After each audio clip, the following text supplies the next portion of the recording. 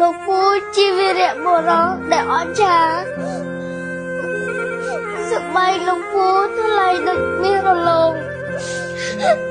ជាងលោកពូក្រហមភ្លឺដូចបាច់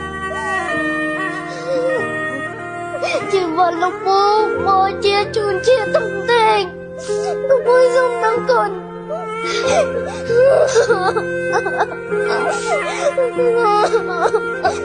លោកពូជីវីរៈបុរសដែលអស្ចារ្យឆោមហាងចោភ្លៀងដែលរងមាំលោកពូជាខែដែលការពារជាតិឲ្យទឹកដីខ្មែររងមាំមិនរលាយ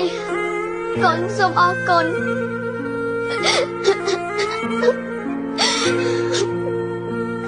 លោកពូបានបោះបង់ក្តីសុខផ្ទាល់ខ្លួនដើម្បីឲ្យប្រជាជនរស់សុខបោះបង់ការកេងស្រួល